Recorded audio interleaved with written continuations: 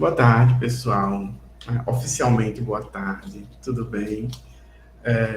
Sejam bem-vindos, tá? Meu nome é Elton, sou diretor adjunto da editora do FRN, trabalho aqui há 15 anos, então já tenho um tempinho por aqui, e me convidaram para mediar essa sessão, tá? Só queria fazer uns combinados com vocês para a gente seguir da melhor forma, tá? A gente tem um horário até às 15h30, tem um jogo, né? Que é esse jogo movimentou a programação do evento e movimentou a rotina de todo mundo aqui. Eu estou aqui no prédio da editora e estou sozinho, tá? Todo mundo já foi. Mas aí eu percebi que vocês são todos remotos, né? Acho que ninguém está em Natal. Só a Isabela é minha bolsista, ela está aqui em Natal, mas está todo mundo fora, né? Tá. Sejam bem-vindos de qualquer forma, mesmo que virtualmente, tá bom? Uma pena que vocês não tiveram e não vão estar, né, presencialmente hoje e amanhã, mas quem sabe na próxima oportunidade. A gente pode... Curitiba, quem?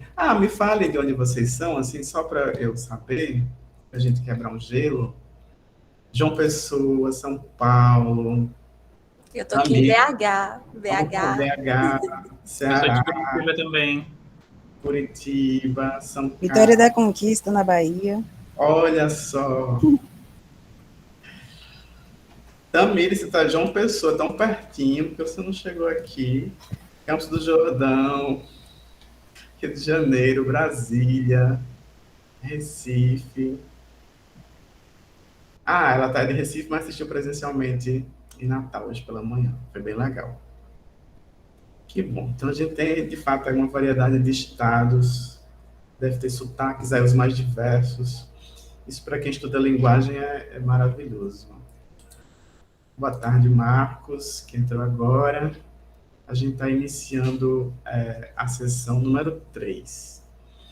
Então, vamos seguir pela ordem. Sim, os combinados. O prazo definido pela comissão é de 15 minutos, tá?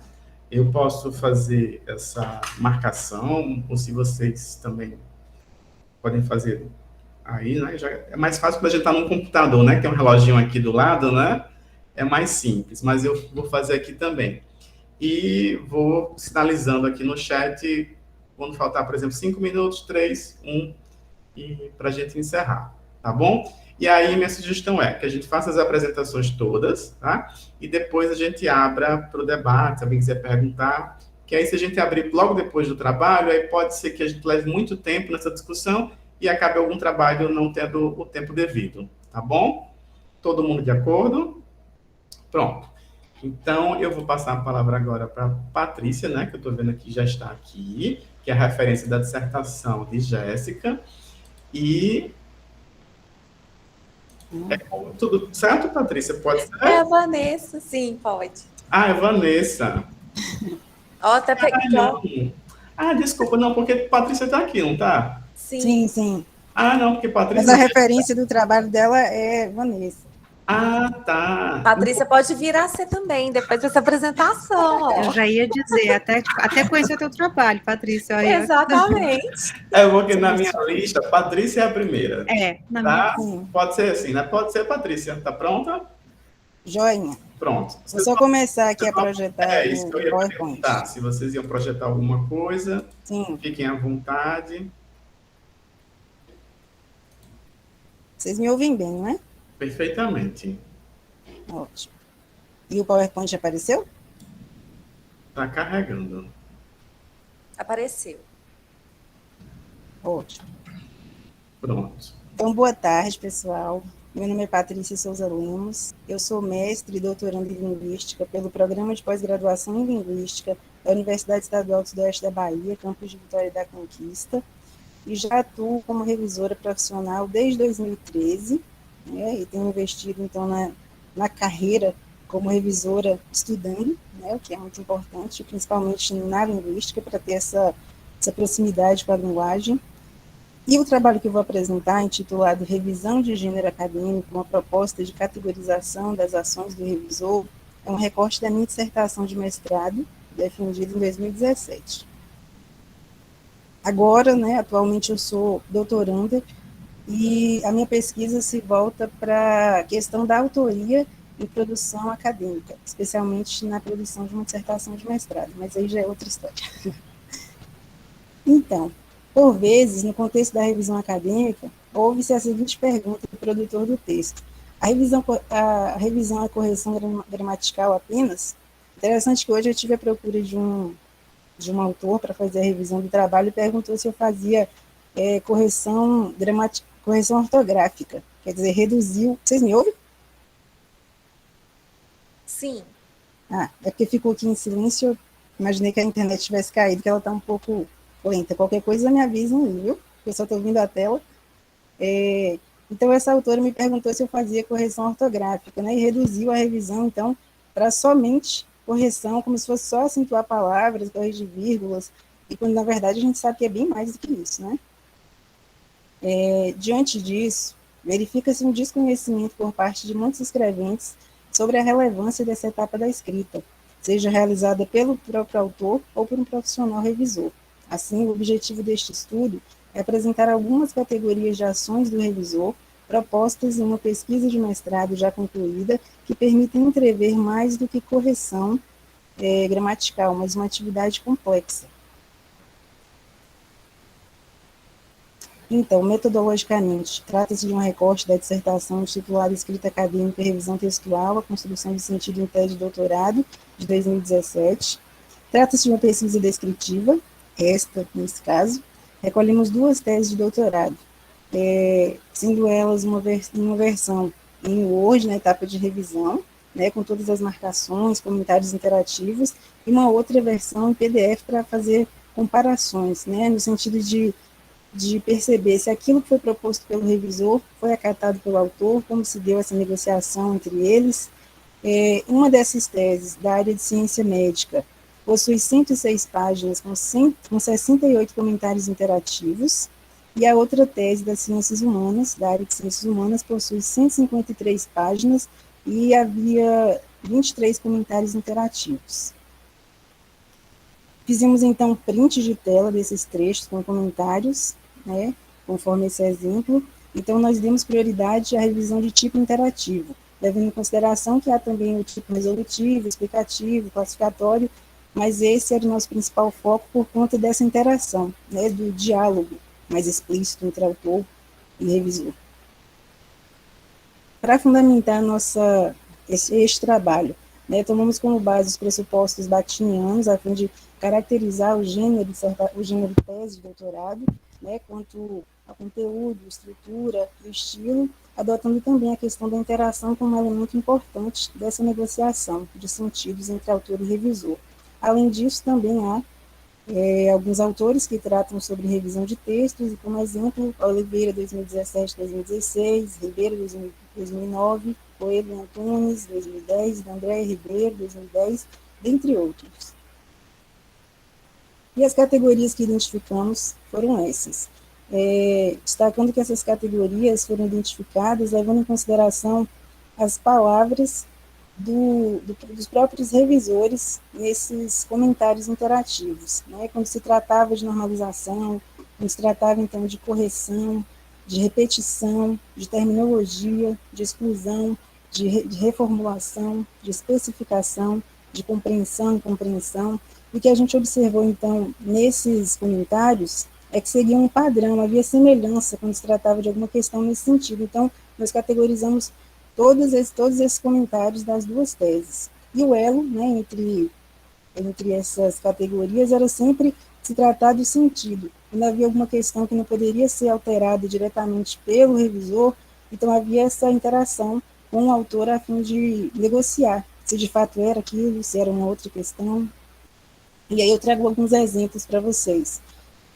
A normalização ela foi definida levando-se em consideração o estilo adotado para a configuração do gênero, no caso das teses foi a ABNT, e aí eu não vou ler todos os dados, né, mas somente a parte do comentário do revisor para o autor em relação ao texto. Nesse caso a gente vê, então, observe as margens desse fragmento, não consegui alinhá-lo.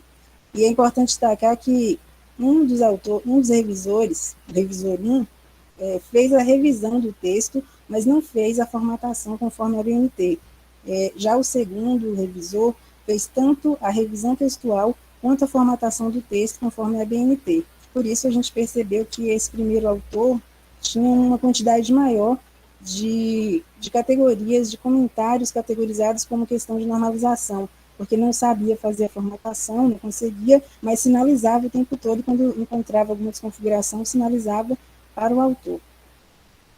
Quanto à correção, relaciona-se em grande medida com aspectos ortográficos e ou gramaticais que poderiam ser ajustados de forma resolutiva, porém eram incertos para o revisor, que não tinha certeza e, por conta disso, não faria alteração e, de repente, mudaria o sentido daquela construção, como, por exemplo, nesse caso. Estes adjetivos relacionam-se a que substantivo, substrato ou consciência, caso seja substrato, coloque-os no masculino. Não tinha certeza, então o revisor não fazia alteração, mas indicava aspectos relativos à correção gramatical ortográfica. A repetição. Sua classificação decorre da própria sinalização do revisor sobre o registro de uma mesma palavra em um parágrafo ou período, 3 vezes ou mais, ou quando uma citação direta ou uma paráfrase aparecia muito próxima da outra, representando uma duplicação da mesma ideia. Nesse exemplo aqui, a gente tem a repetição da palavra pessoas, praticamente em quase todas as linhas, o que fica, a gente como revisor sabe que pode ser evitado, talvez até o revisor pudesse fazer alguma alteração na construção, mas deixou isso sob a responsabilidade do próprio autor do texto. Apenas sinalizou. Terminologia. Foi assim classificada por representar as interações em que o revisor questiona o autor para verificar se determinadas palavras ou conceitos são adequados, se possuem correspondência com outros termos, se há sinônimos, se houve um uso equivocado. Nesse caso aqui, por exemplo, a gente tem ali que busca comunicação e aproximação com o divino, com Deus, com a humanidade, se apoiando em. E aí pareceu estranho para o revisor, que então perguntou ao autor, a expressão é esta mesmo? Talvez houvesse ali uma vírgula, com o divino, com Deus, ou com Deus e com a comunidade, alguma coisa nesse sentido. Então, se não tinha certeza, não ia fazer a alteração e deixou, então, para que o autor do texto fizesse esse ajuste. E conferindo com a versão em PDF, que era a versão final pós-revisão, nós verificamos que muitas dessas observações do autor foram, sim, corrigidas, demonstrando que o revisor tinha, assim, razões para fazer esses questionamentos e não alterar de uma vez, bem como também observamos em alguns casos que não foi feita nenhuma alteração, indicando então que era aquilo sim, o efeito pretendido pelo autor era aquele. A exclusão. Esta categoria foi assim definida principalmente porque o revisor foi explícito e quase imperativo ao solicitá-la, considerando uma ação importante para a compreensão. Nós temos na minha dissertação, onde fizemos essa categorização de todas as interações, uma quantidade de cada uma delas, distribuídas e analisadas ao longo do texto, pelo menos 5 a 6 casos de uma, 10 casos de uma outra, já que a gente tem uma dissertação com mais de 60 interações, então nós categorizamos todas elas, todas as ocorrências, e assim, todas muito semelhantes, representando um padrão, para a gente poder fazer essa classificação. E nesse caso aqui nós vemos então, sobre aquele trecho ali, sobre envelhecer com deficiência física. O revisor informa então, sugiro retirar esse fragmento, isto deixará o período mais compreensível. E assim, o que nós observávamos era sempre essa questão de imperativo, no mesmo sentido de faça tal coisa, quer dizer, faça sim, o revisor tendo essa certeza de que sua sugestão seria interessante, melhoraria o texto, mas claro, lembramos novamente que o modificar ou não sempre ficava ao encargo do próprio autor, que em alguns casos modificava, outros não. Reformulação. Nessa categoria, os revisores aconselham que o trecho em discussão seja trocado, refeito, caracterizando como um retorno ao texto, a fim de agir sobre ele no intuito de refinar o efeito de sentido pretendido, alterando. Como a gente pode perceber aqui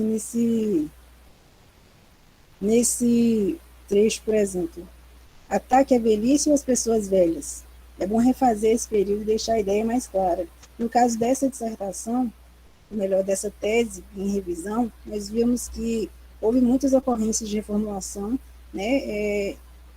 Quando a gente tem um pouco mais de experiência, pelo menos eu, na minha experiência de revisora, quando verifico o que precisa ser refeito ou não, ou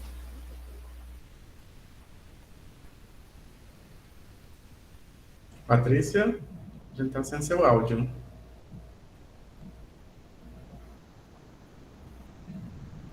Patrícia?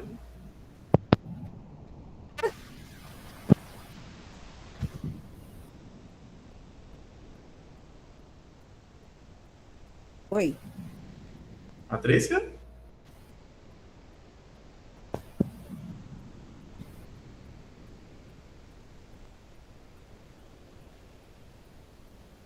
Oi, me ouve? Agora sim. Sim. Eu acredito que tenha sido a minha internet. Tá. Eu Mas já parei voltou? o tempo aqui, Patrícia, mas aí estava caminhando para os 4 minutos finais, tá? Ah, tá joia. O PowerPoint voltou? Voltou. A gente consegue visualizar. Ah, então deixa eu só... E eu estava em qual parte aqui mesmo? Reformulação. Ah, sim. Aí eu estava dizendo que, né, nós, revisores, já com algum tempo de experiência, passamos a fazer esses ajustes, sem ficar o tempo todo dizendo melhore esse trecho, né? Porque, assim, é trabalho do revisor fazer esse trabalho, né? Se é preciso reformular para melhorar, a gente pode propor, né, um caminho a ser seguido, ao invés de dizer o tempo todo para o autor, faça tal coisa, para que ele não perca tanto tempo ao fazer os reajustes do texto, tendo que reescrever algo que a gente poderia propor. Especificação justifica-se pela própria recorrência desses termos, ao solicitar ao autor que seja específico, a fim de que o texto seja mais objetivo, mais claro, e nós observamos, eu digo nós, eu e minha orientadora, nós observamos, então, muitas ocorrências, no caso, principalmente do revisor 1, que pedia o tempo inteiro para ser mais específico, né, porque o autor dizia algo, mas era difícil recuperar sobre o que estava dizendo, então, assim, o tempo inteiro, esse revisor pedia para especificar quem, o que, né, coisas nesse sentido. A incompreensão foi assim, e essa para a gente foi talvez a mais importante, porque de fato ela nos mostrava essa questão do entendimento, né? Porque na minha dissertação a preocupação era saber como que esse revisor formado em linguagem construía o sentido revisando um texto de uma outra área, né? Como ele compreendia essa questão. Então, a compreensão ou incompreensão foi assim classificada com base nas expressões dos próprios revisores, quando diziam período confuso, não entendi, tornar compreensível, trecho sem sentido, denotando de forma mais explícita a negociação, construção mesmo dos sentidos. Como aqui, não entendi a relação estabelecida entre o período anterior e este. De que forma sua conduta, seus pensamentos e sua identidade podem ser confundidos com a deficiência que possui. Então, o que a gente observa aqui, né? Que na revisão de tipo interativo, o que está em jogo é mesmo o sentido, a negociação, né? Essa interação que acontece entre revisor e autor, a fim de compreender de fato aquilo que está sendo registrado. Então, vocês me ouvem? Sim. Então, para concluir, né, com base em nossa pesquisa, ressaltamos que os comentários interativos analisados, ainda que não representem categorias estanques, aplicadas a todas as circunstâncias de revisão, auxiliam na compreensão de que esta atividade profissional não se restringe apenas à correção gramatical, mas sim a um processo complexo de negociação e construção de sentidos. Aqui seguem algumas referências utilizadas para este estudo, né, na dissertação há muito mais, e obrigada pela atenção. Obrigado, Patrícia. Estou vendo já comentários aqui no chat, tá? Vamos guardar essas perguntas aqui para o final, tá bom? E aí a gente dá continuidade. Não esqueçam das perguntas, tá? É bom até deixar registrado aqui para a gente não esquecer. Vamos lá. Agora é Vanessa.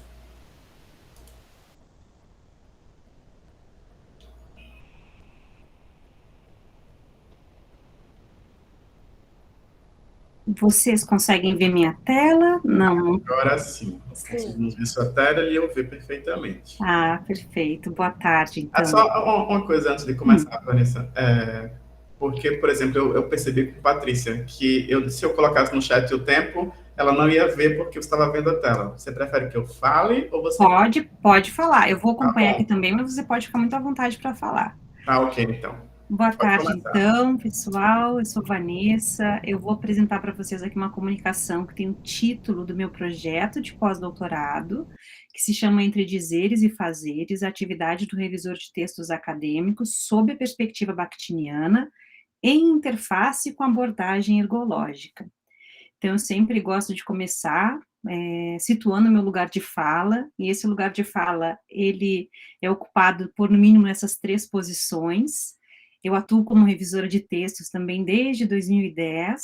2007 eu comecei em uma secretaria de educação à distância, 2010 foi quando eu concluí o mestrado, e aí minha função de pesquisadora.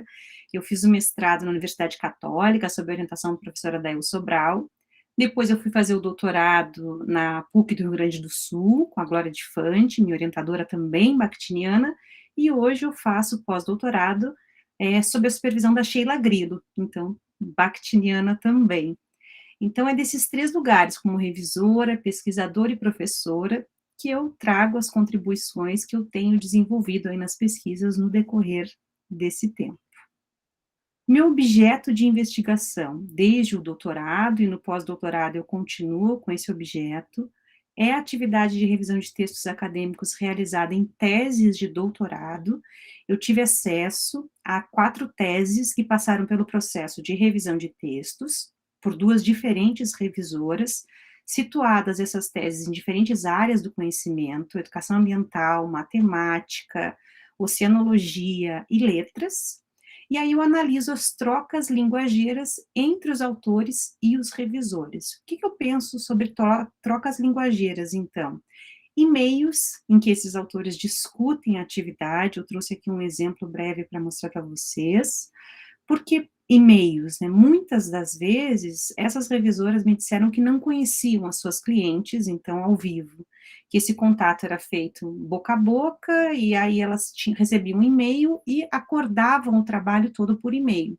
Por isso eu tive, então, que buscar acesso a esse e-mail, todo o material foi aprovado pelo Comitê de Ética em Pesquisa da universidade, foi um processo bem longo também, porque tive que anexar os e-mails, os textos, os comentários desses textos também. Então, além desses e-mails, os excertos de texto em que elas discutem sobre a atividade, como que essa atividade está sendo desenvolvida, o que cada uma pensa do trabalho de revisão, as propostas de reescrita, como agora a nossa colega também, Patrícia, nos mostrou aqui. Esse é um material riquíssimo aí, que nos dá muitas pistas e muitas formas e maneiras de refletir sobre o trabalho de revisão. E eu também cheguei a fazer questionários na época para as revisoras e as doutorandas, e acabei não analisando porque ficou muito material para a tese, então eu continuei com esse material de pesquisa. Alguns dos motivos que me levaram à seleção desse objeto foi ter experiência prática e de pesquisa. Eu comecei, então, no mestrado, analisando trocas entre revisores e professores produtores de materiais material didático para educação à distância. Então, esse foi meu material, meu objeto de pesquisa na dissertação. Eu trabalhava na Secretaria de Educação à Distância, e os professores mandavam esse material para a equipe de revisão antes desse material ser postado lá na plataforma Moodle para os alunos dos cursos de graduação e pós-graduação da universidade lá no Sul. Então, eu tinha essa experiência já que me motivou a continuar trabalhando com esse objeto. Eu acho que é um fazer constituído por uma pluralidade, tanto que um dos primeiros objetivos do revisor, ao traçar um contrato com o autor do material, é dizer, né, que revisão eu faço? Qual é o tipo de revisão que eu faço? É uma revisão só gramatical? A Patrícia também nos falou, uma revisão ortográfica? Então, esse primeiro contato mostra a pluralidade de fazeres envolta na atividade com revisão de textos. E acho que também é ainda marcado por invisibilidade. Por quê? Porque pouco se tem acesso a esse processo todo. Às vezes as pessoas acham que, porque mandaram o trabalho para revisão, pagaram uma quantia ali combinada, ok, ninguém precisa saber disso, esse trabalho ele não fica disponibilizado, principalmente em gêneros acadêmicos, artigos, agora eu já vejo poucos, mas vejo alguns artigos que colocam assim, esse texto foi revisado por fulano, pouquíssimos, assim, isso não é uma obrigatoriedade, então nos gêneros acadêmicos há muito trabalho aí que se perde, que a gente não sabe, não tem acesso. Eu acho também, hoje eu vi a professora Luciana falando na abertura, na mesa de abertura, que tem, né, já bastante investigação científica surgindo, eu ainda acho pouca, pelo menos desse ponto de vista, enunciativo discursivo da linguagem. Quando eu fui buscar os trabalhos de dissertação e tese nos bancos oficiais acadêmicos, o que eu encontrava era uma predominância de trabalhos voltados para a revisão de textos de alunos, de professor revisando o texto de aluno, o que nada desmerece a atividade, mas não era o meu foco também. Ou filiadas a outras perspectivas, que não a perspectiva bakhtiniana, que era o que me interessava. E por que da esfera acadêmica, né? É uma atividade que, sobretudo na esfera acadêmica, tem uma demanda absurda, principalmente essa época, né? Todos os que são os revisores aí, final de semestre, a gente sabe que a demanda, ela aumenta significativamente. Então, são alguns dos motivos que me levaram. O referencial teórico do meu trabalho, desde o mestrado, e que eu continuei no pós-doutorado, agora eu estou dando muito mais ênfase à perspectiva bakhtiniana, mas porque eu estou trabalhando direto com a professora Sheila, que é tradutora, junto a Ekaterina, das obras do Bakhtin, do Voloshin, do Medvedev, diretos do russo, mas eu trabalho sempre também com a perspectiva ergológica do trabalho. E aí, o que eu trago da perspectiva bakhtiniana para pensar o trabalho do revisor de textos? A compreensão de palavra como um signo ideológico por excelência, de enunciado como esse foco real, essa unidade concreta de análise e de trabalho do revisor. O conceito de vozes sociais também tem muito valor para o meu trabalho.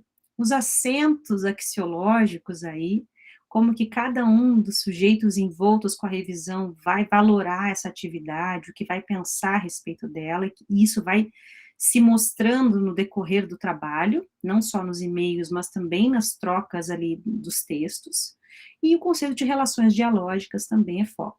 Dos estudos ergológicos, essa perspectiva francesa, que nasceu na década de 80, a gente tem como um dos principais pesquisadores o professor Yves Schwartz.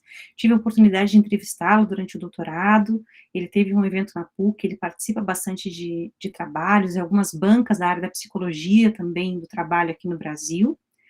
E então, dos estudos ergológicos, eu trago esse olhar mais profundo e rigoroso para toda atividade de trabalho. Para os pesquisadores dessa área, o trabalho é visto como uma atividade complexa, que é sempre plena de normas, de renormalizações, e as relações entre linguagem e trabalho são também um foco, uma linha de pesquisa aí, que me permitiram esse casamento entre essas duas perspectivas. A perspectiva dialógica também, a perspectiva ergológica, elas se unem, né, nessa crítica ao teoreticismo. O Bakhtin vai nos dizer, né, que o mundo teórico ele se obtém por uma abstração, que não leva em conta o fato da nossa existência singular, que essa existência singular se porta como se o sujeito não existisse, e aí eles vão desenvolver a teoria buscando trazer para o centro de investigação o sujeito, as relações intersubjetivas, o papel do interlocutor, nessa compreensão de língua e linguagem, para os autores do Círculo e posteriormente para as pesquisas de Bakhtin, que foi o que mais viveu desses três autores que nós temos acesso aqui, das obras traduzidas no Brasil. Então, Bakhtin continua a teoria e o desenvolvimento que ele propõe da metalinguística, sempre juntando, né, a língua, abstração linguística do uso, da enunciação, de uma linguagem que é, acima de tudo, concretização.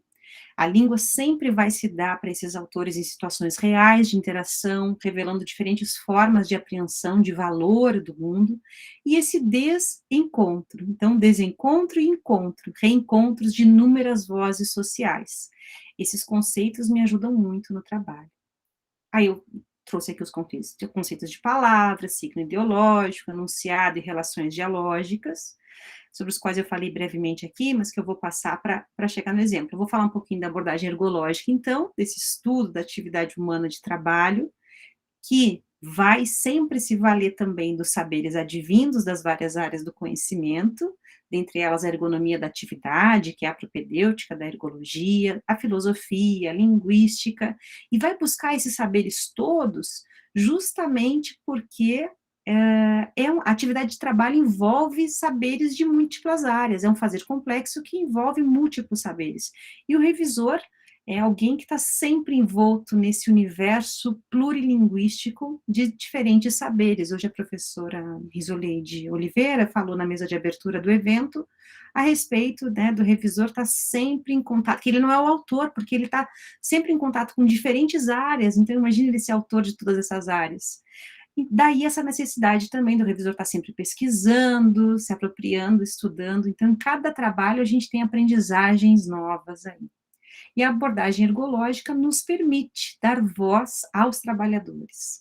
Então, ouvir o que os trabalhadores sabem sobre o seu trabalho, o que eles pensam, como eles podem contribuir, porque às vezes a gente age tão automaticamente que nós não nos ancoramos no trabalho, nos saberes do trabalho, não percebemos. E quando a gente faz uma pesquisa e leva o trabalhador a falar sobre, a gente resgata também essa percepção do trabalho pelo olhar do trabalhador. A atividade sempre começa a se fazer complexo, que a ergologia permite, e me possibilita também trabalhar com as situações do revisor, pensando em formas de transformá-las. Um dos bordões da ergologia é, né, o trabalho, a compreensão do trabalho para transformá-lo. Então, busco saber do trabalho para transformá-lo. Transformá-lo em que sentido? Transformá-lo trazendo, por exemplo, esses diálogos para os eventos em que a gente troca cursos, oficinas, saberes, aprendendo sempre também. Então, acho que isso é algo que vem do meu pós-doutorado e que vem aí no decorrer. Patrícia, Oi? 3 minutos, tá? Pode deixar. Então, agora eu vou mostrar aqui uma troca de e-mail bem rápida para ver um pouco desse material a que eu tenho acesso. Vejam só que é um recorte minúsculo, tem 21 e-mails que são trocados entre esse revisor e o autor do texto, em que elas vão se apresentar e vão dizer assim. Então, primeiro contato com a revisora. Olá, revisora, sou orientanda de X, na instituição X, estou no final do doutorado, preciso depositar o volume até tal data. Na verdade, estou correndo contra o tempo, já escrevi, reorganizei boa parte. Ela vai dizendo, queria saber se você pode fazer a revisão para mim. Estou desesperada, pois a banca afirmou que eu tenho tese, mas criticou muito a redação. O texto está muito bagunçado, ela disse que vai mandar em outras cores, comentários, eu tenho pressa em saber se você faz a revisão ou não. E torço para que aceite o meu trabalho. E a revisora responde, oi fulana, sou orientanda de X, trabalho com a revisão há bastante tempo, gostaria de te explicar como que eu tenho por hábito fazer as revisões. Olho o texto como um todo, me posiciono como uma leitora crítica, não só olhando nas questões gramaticais, aí ela bota óbvias de qualquer revisão, como a linguagem nos denuncia, mas trabalho sobretudo contra as questões linguísticas, tais como progressão, informatividade, observo se os períodos estão condizentes, se as sessões estão bem organizadas, se cumpre o que prometem na introdução, isso, porém, demanda certo tempo.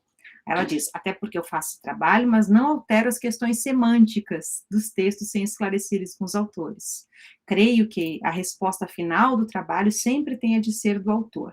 Então, ela vai dizendo como ela compreende a revisão, eu vou passar aqui por causa do tempo, mas ela vai dizer que essa é a forma mais correta e ética, e aí eu começo a observar essas trocas linguageiras, apontando justamente essas vontades discursivas, essas formas de dizer de cada uma que vão revelando a sua intenção, o projeto enunciativo de cada uma desses sujeitos também.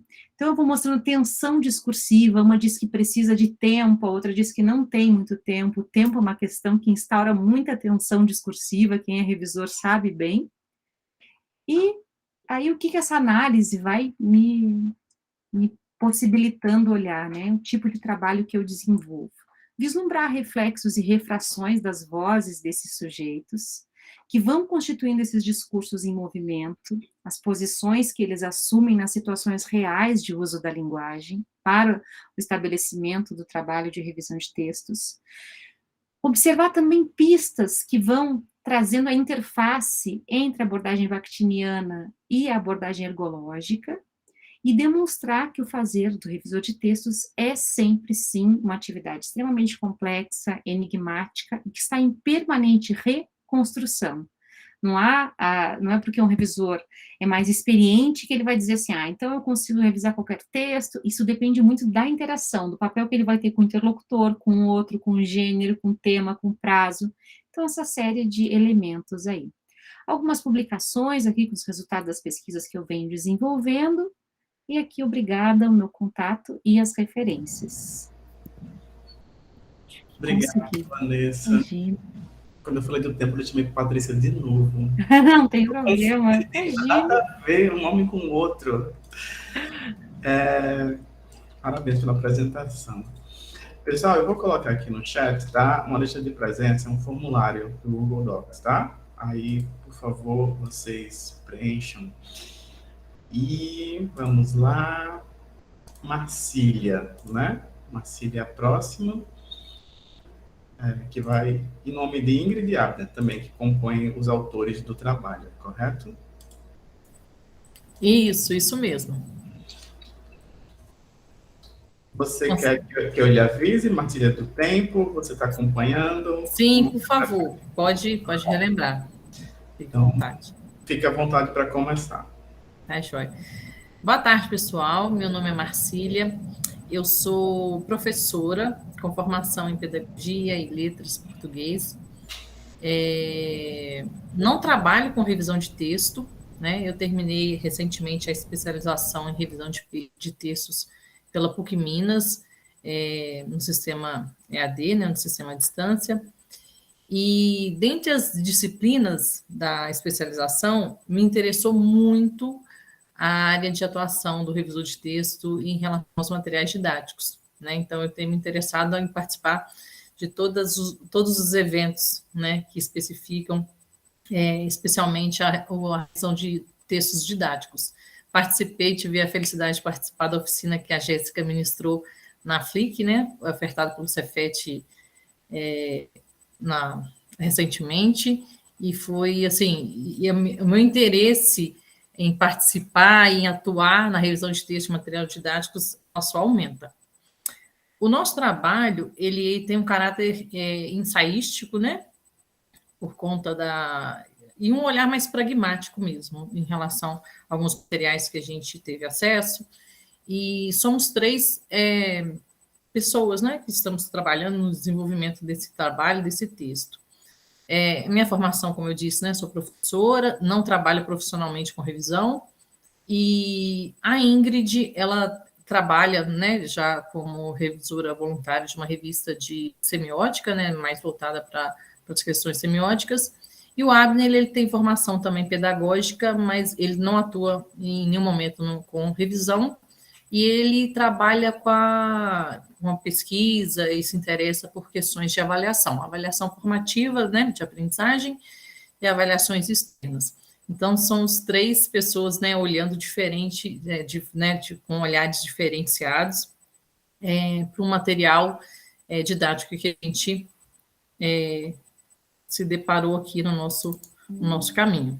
Então, o título é Revisão de Gêneros Textuais do Domínio Didático, né, um trabalho textual e pedagógico. Com a professora Leiva, da especialização, ela trouxe esse conceito, né, de domínio didático. Quando a gente fala em didático, material didático, a gente pensa em livros didáticos, né, como se restringisse a só os livros didáticos.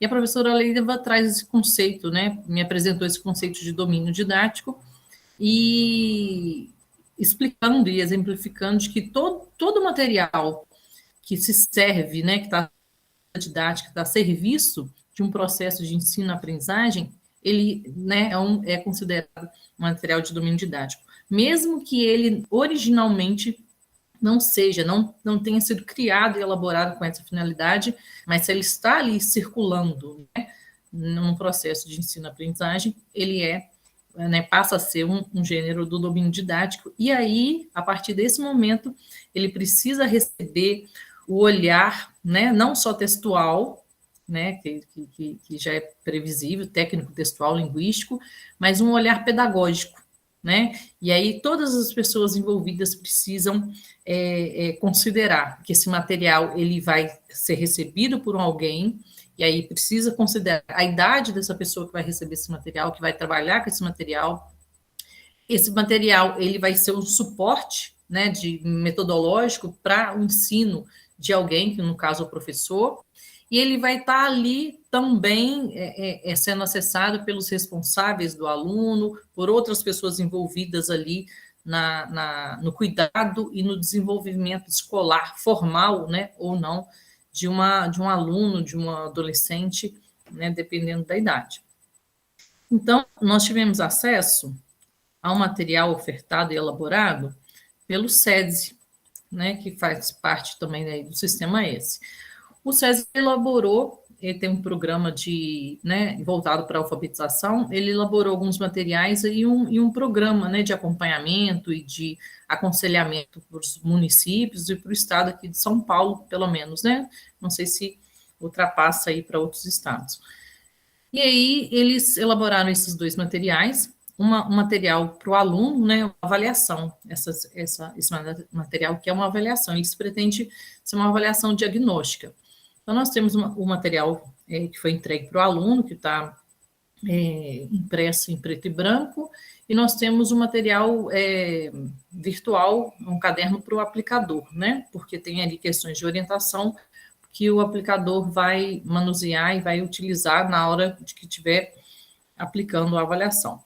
Então, foi para esses 2 materiais que a gente olhou e debruçou, assim, em relação aos nossos conhecimentos, para a gente poder desenvolver a nossa pesquisa.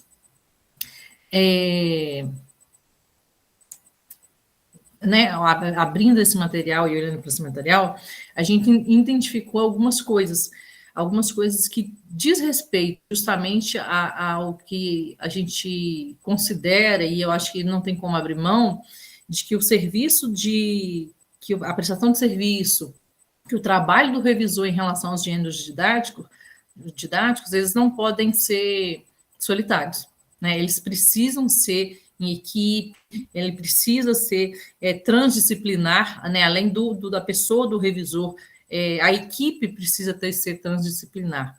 Então, é um olhar técnico-linguístico, é um olhar pedagógico, né? Enquanto um instrumento, ser considerado também que é uma avaliação, e o olhar também semiótico, né, a questão dos elementos não verbais que são compreendidos na avaliação.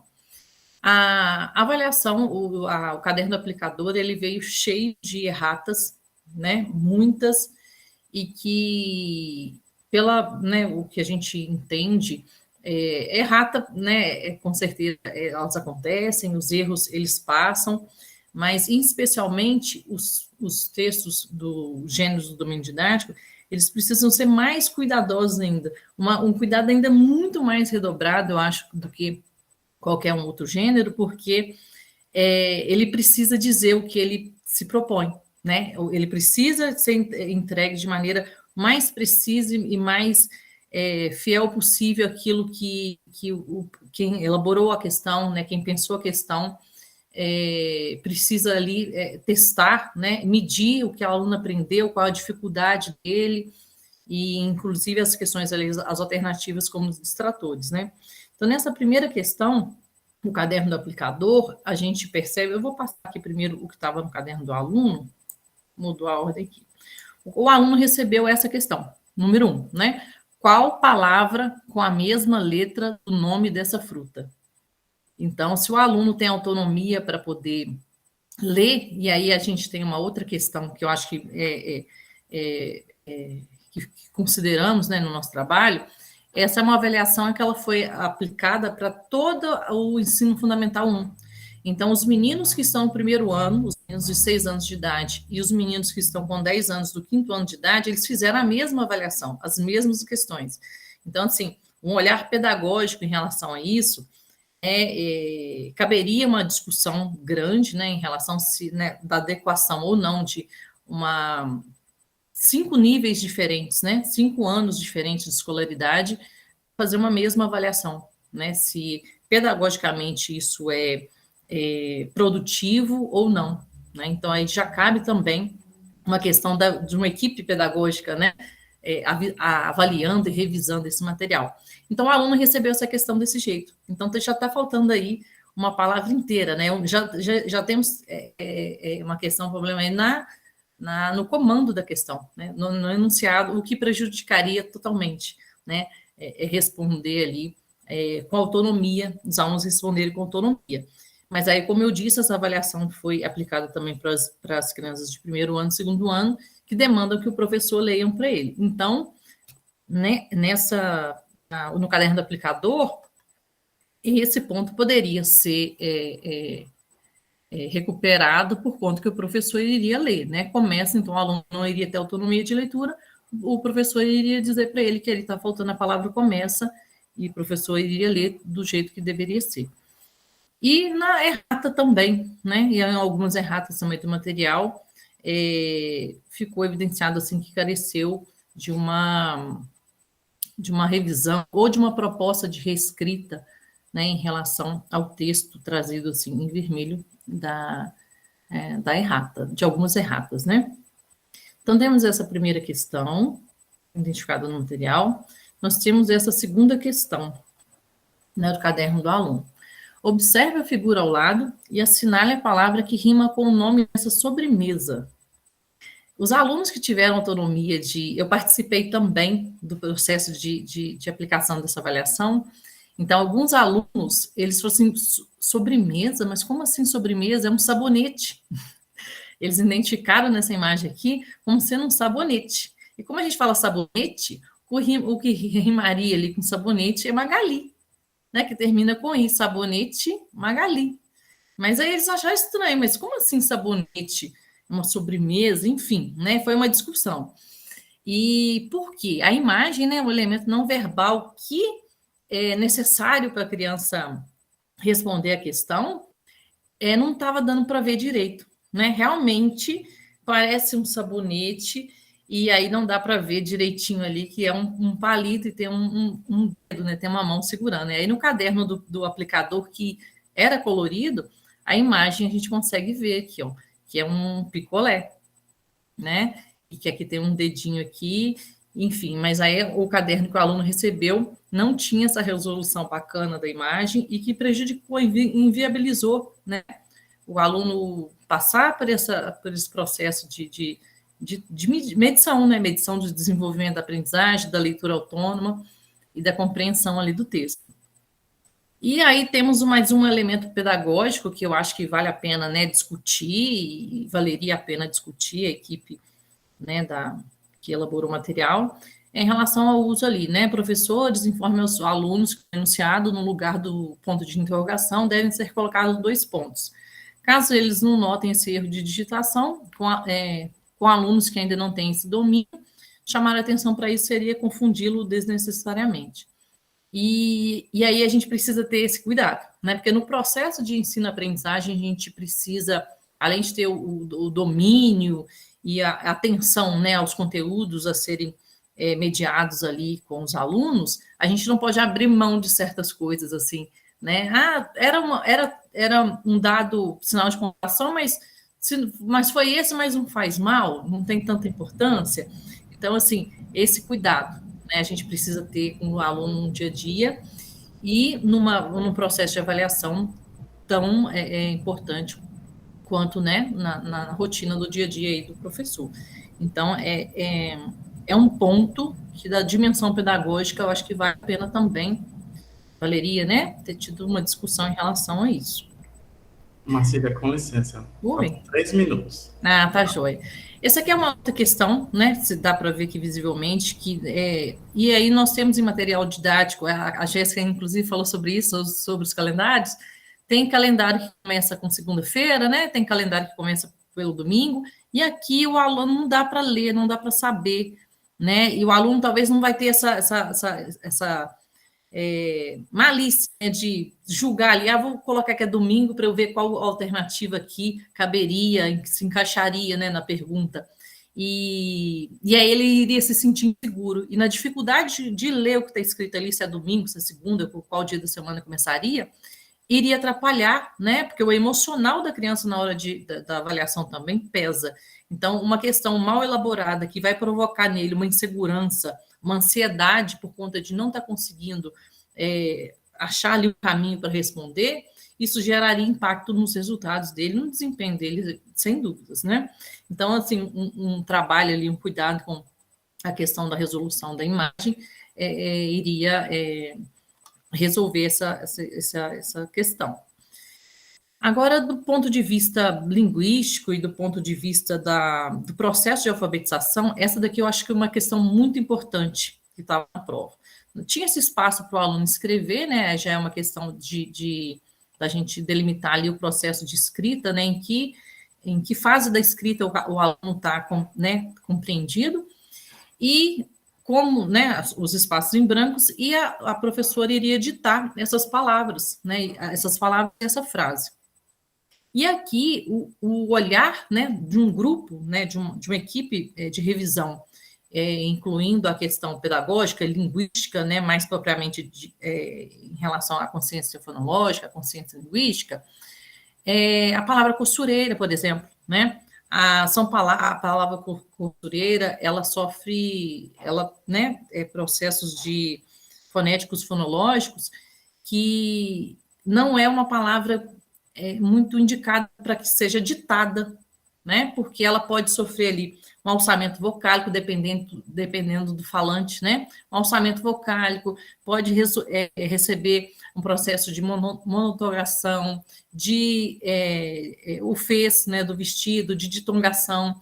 Então, são palavras que, idealmente, a gente não deveria escolher num processo de estar ditando para o aluno, né, de falar, está sendo dito por um falante, que esse falante pode fazer, né, o uso da pronúncia aí, né, de modo a encaixar essas palavras, né, para ela sofrer mais ou menos, né, em relação aos processos fonéticos fonológicos, que iria interferir no que o aluno está ouvindo para ele poder escrever.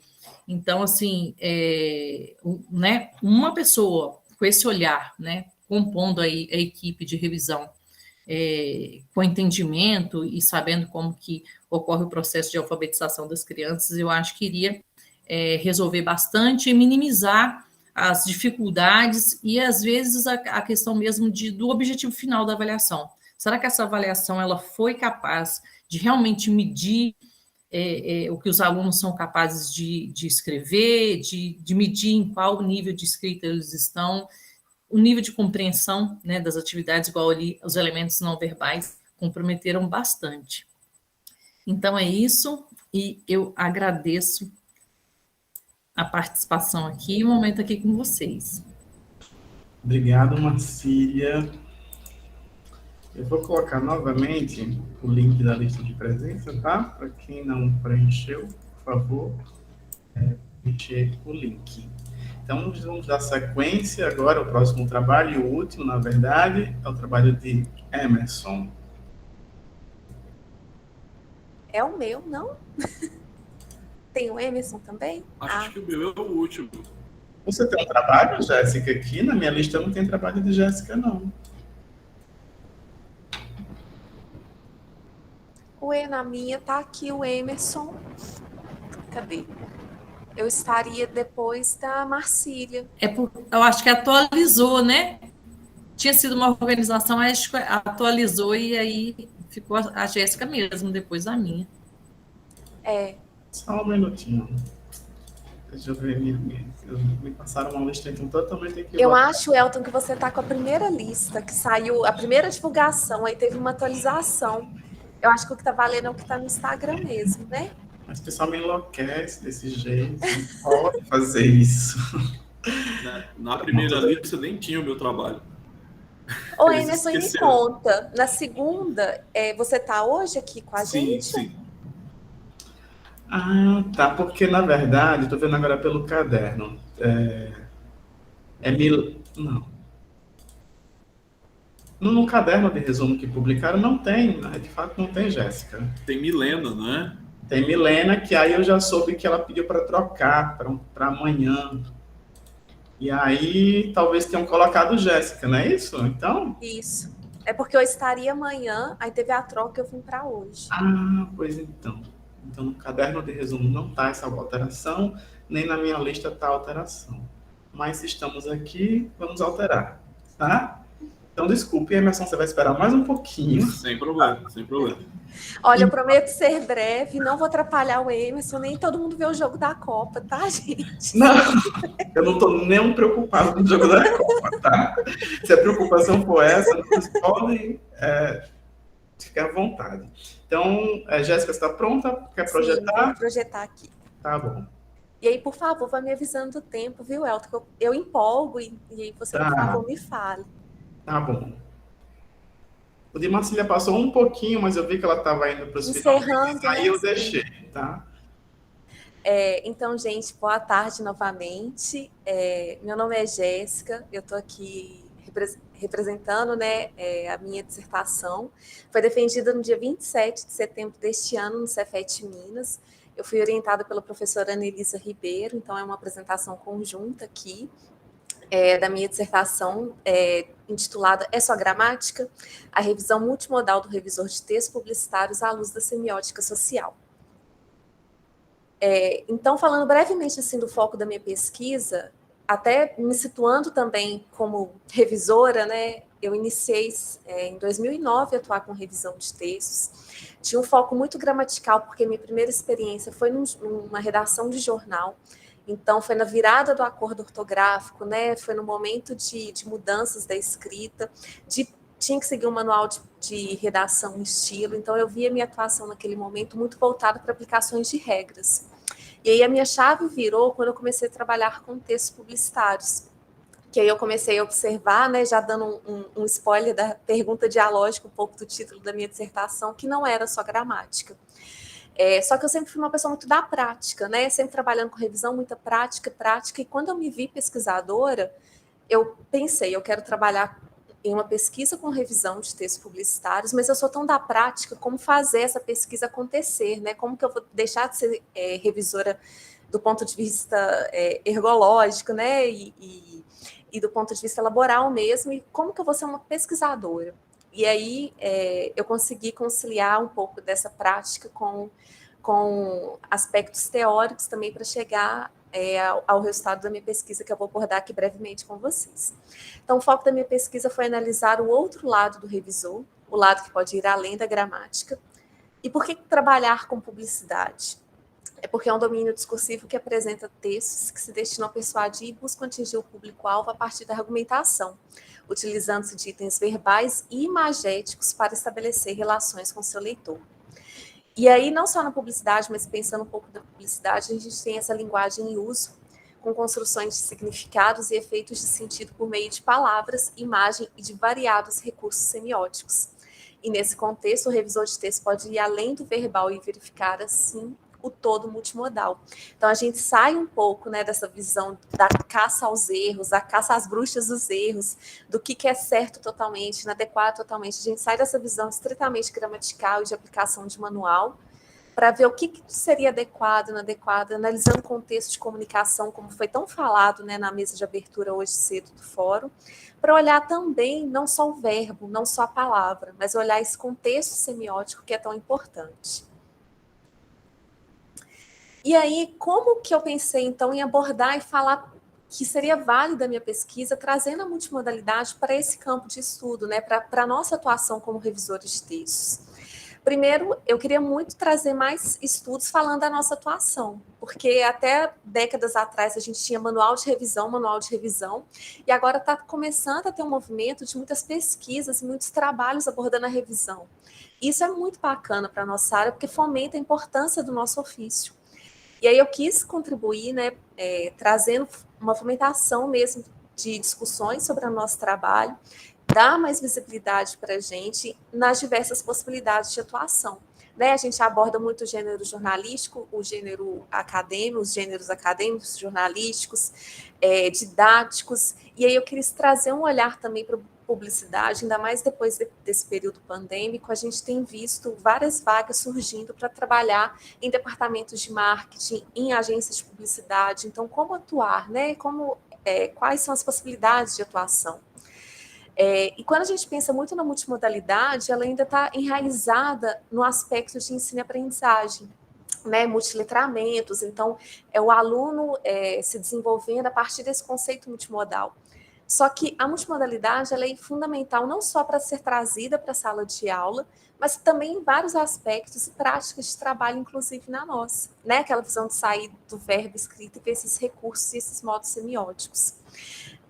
Então, a gente, né, a Ana me ajudou muito a encontrar essa lacuna em uma teoria que abordasse a minha prática, ou seja, como o revisor atua com a revisão de textos publicitários, à luz da multimodalidade, só que a multimodalidade a gente sabe que não é uma teoria, ela está enraizada, ela é uma vertente da semiótica social, que eu vou falar um pouquinho daqui a pouquinho. Então, o objetivo geral da minha pesquisa foi analisar os modos de atuar do revisor na configuração multimodal de textos publicitários que circulam em mídias impressas e digitais, considerando, além dos aspectos gramaticais do texto, o todo multimodal da sua composição. E aí eu gosto muito de pensar que nós, revisores contemporâneos, e pensando muito no que foi falado aqui nessa comunicação também, gosto muito do que a Carol Machado, do Revisão Pra Quê, fala, que a gente nós somos camaleões linguísticos, né? A gente, ao mesmo tempo que pode estar revisando um texto acadêmico, a gente pula para um jornalístico, para da área do direito, vários conhecimentos sendo agregados, várias atuações, vários contextos de comunicação. E além de ser um bom leitor, a gente precisa acumular rica bagagem linguística, uma boa noção de contexto de comunicação em que o texto foi produzido, indo além da calça aos erros ou da patrulha gramatical, analisando o texto em sua completude, mas, claro, sem se esquecer de conferir os aspectos prescritos pela gramática, adequando a gramática ao seu contexto, a cada contexto. E como a professora Luciana Salazar traz esse termo muito bacana, que somos quais escribas, né? A gente ampara a escritura do autor, somos, primeiramente, leitores do texto, interlocutores discursivos, e a gente caminha com os demais envolvidos nesse processo, né? Por mais que muitas vezes a gente não esteja alocado no espaço de trabalho mesmo físico, que eu digo, a gente está como freelancer em casa, no escritório montado, só que a gente faz parte de uma cadeia de produção, de uma equipe de trabalho, né? Então a gente vai caminhando com o autor e com esses demais envolvidos para que o texto vá a público da forma melhor possível. E aí, pensando na publicidade, né, que agora tem esse campo de atuação da revisão de textos, né, revisar textos publicitários, e aí a gente sabe que a publicidade é aquele texto da persuasão, né, de que ela não convence alguém de algo, ela vai persuadir. E como o professor Charrodot faz, é incitação a fazer, né?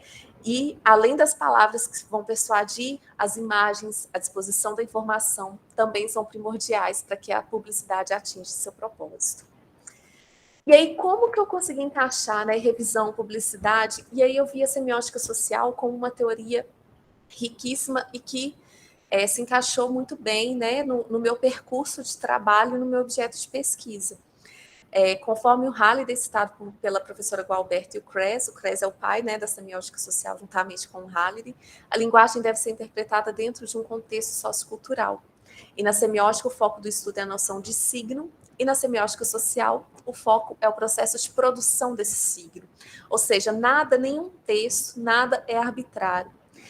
Nada estar ali por acaso, é tudo motivado. Então, desde um título, a escolha de uma palavra, uma imagem, se eu vou usar uma fotografia ou uma ilustração, nada é arbitrário. Tudo tem um motivo a partir das escolhas desses sujeitos culturalmente desenvolvidos para poder fazer aquele trabalho. Então, a semiótica social busca entender a construção de sentido a partir de modos e recursos adequados para diversas finalidades. As escolhas do sujeito não são arbitrárias, mas sim motivadas de acordo com o interesse do enunciador. O significado, então, para a professora Gualberto e para o Günter Kress, ele se dá a partir da interação.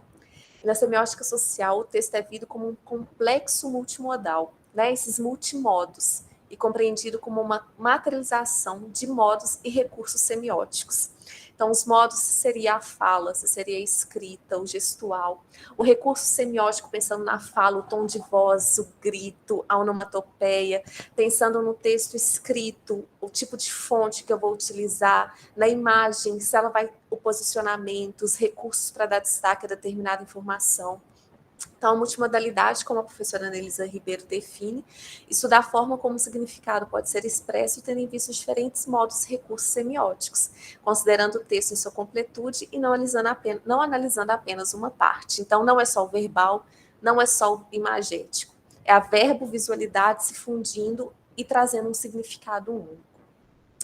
E aí, analisando várias peças publicitárias, né, do recorte que eu propus, que foram peças revisadas por mim nos meus últimos 10 anos de prática e algumas coletadas também, eu cheguei a 3 categorias que não são estanques, não, elas conversam entre si, então não é, por exemplo, eu vou revisar essa peça, eu vou olhar só aspecto gramatical e aqui imagético, não.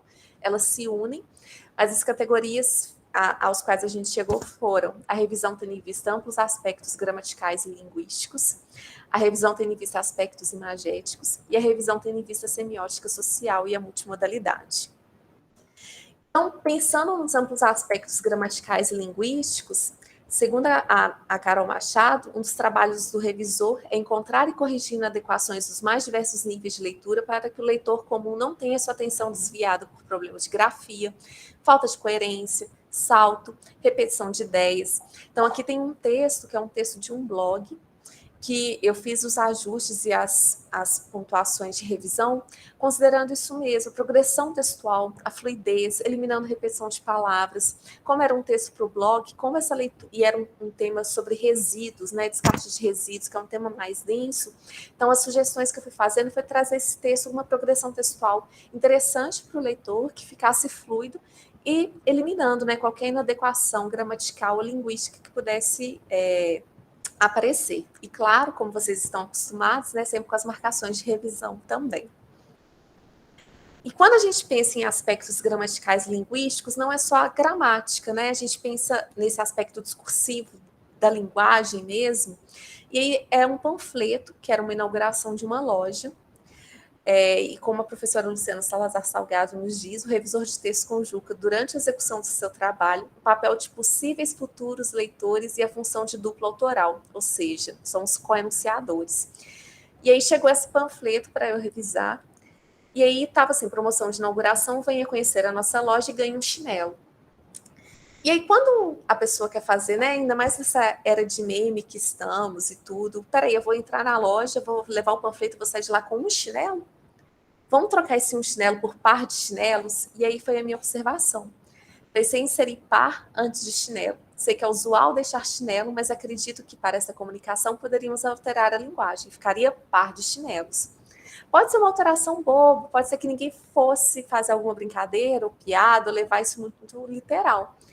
Mas, né, é uma sugestão e é muito interessante porque vocês vão ver que muitas vezes, em vez de só sinalizar, só trocar, tem essa troca de ideias e a questão do sugerir, né? Essa conversa que a gente estabelece com o autor dos textos. Jéssica, por favor. Oi. Minutos, tá? Tá, já tô encerrando. Estou encerrando, é rápido. Agora, tendo em vista os aspectos imagéticos, aqui a gente tem um post, na época, né, início de pandemia, vamos falar então dos sintomas de Covid. Então, a gente tinha a febre, né, a tosse e a dificuldade para respirar. E aqui as imagens batendo com os textos escritos. Mas e a dificuldade para respirar, em vez de estar o pulmão, a gente tem o quê? Os rins. Então, essa conferência imagética, ela é fundamental ao revisar textos publicitários que traz tanta imagem para as peças. Então, não só olhar o verbo, mas olhar o imagético também é fundamental. Eu vou pular alguns exemplos e vou trazer isso só para encerrar, que é já a revisão tendo em vista a semiótica social e a multimodalidade, pensando na atuação do revisor como primordial nessa construção de significado por parte do leitor. Chegou esse texto, era um post para uma universidade, estava em período de férias, eles queriam fazer um engajamento nas redes sociais para poder motivar os alunos a interagirem por meio do Instagram. E aí era pegar o meme da Mona Lisa, numa escala de férias, em que modo você está hoje. Quando chegou essa peça para revisar, né, chegou aqui uma pessoa numa camisa de força, com bebida alcoólica, acima do peso e 2 de imagem, de limpeza. E aí eu pensei como que seria a construção de significado disso por parte do leitor. às vezes, um período pandêmico, a pessoa passando por um momento muito difícil, e isso aqui denotar um significado não interessante. A pessoa acima do peso, bebida alcoólica em universidade, então não trazer esses elementos para a rede social daquela instituição que estava falando. E aí foi o comentário que eu fiz para o diretor de arte, algumas considerações sobre as imagens que sinalizei com X. Fico com receio, principalmente tendo visto o ambiente acadêmico, de como uma imagem do uso com a camisa de força de um personagem acima do peso e do uso da bebida alcoólica podem chegar ao público do post. Meu receio é isso gerar comentários ruins no perfil da escola, além de causar constrangimento a não ser bem recebida. Sugestões para alterar: alguém fazendo selfie, pintando cabelo, algo nessa linha. Além disso, temos 2 fotos que remetem à limpeza. Sugiro alterar a que sinalizei. E aí, esse foi o post final, né? Alterou para a pessoa fazendo selfie, alterou para a pessoa mexendo no celular, pintando o cabelo. E aqui o diretor de arte preferiu não alterar, porque um era limpeza pessoal, o outro era limpeza da casa. Mas teve essa troca, né, durante todo o processo de produção, para que isso, quando fosse gerar um significado para o leitor, não causasse, né, um constrangimento ou um movimento ruim, uma significação diferente do que o post estaria propondo. Alguns exemplos também. E agora, só falando um pouco da conclusão, o trabalho do revisor vai além das conferências gramaticais, uma vez que é preciso considerar itens extratextuais e multimodais, analisando dessa forma o contexto de produção, circulação e recepção dos textos. Conforme nos sugere a professora Daniela Lopes, né, Rodrigues da PUC Minas, não há uma revisão, mas várias revisões. Então, é ir além do verbo e analisando essa produção, essa construção de sentido de como esse texto vai chegar ao público. E é muito interessante como que a publicidade permite que a gente trabalhe com as conferências gramaticais, linguísticas, imagéticas e possibilitando também analisar essa construção de sentido a partir da multimodalidade, considerando a semiótica social. Tá, joia? No mais é isso, gente. Obrigada e desculpa se eu passei uns minutinhos a mais. Jéssica, não tem problema. Muito interessante. Adorei o dos rins. Nossa, gente! Eu fiquei pensando se eu perceberia. Pois é. É tudo 2 ali, então. E parece ter rim, pulmão, parece a mesma coisa, mas. Parece, isso. Quando você jogou na tela, me chamou a atenção a falta de proporção, né? Porque tem um e o outro iguais, né? No tamanho. Sim. E o terceiro é maior e mais largo. Isso também é um ponto que a gente analisa muito na publicidade, essa questão de proporção. E, além disso, o rim no lugar do pulmão. Né? O rim talvez eu deixasse passar, mas tudo bem. A imagem não é perfeita. Emerson, boa tarde. Pode começar. Boa tarde, gente. Seu trabalho. Vai projetar? Vou sim. Tá, fica à vontade.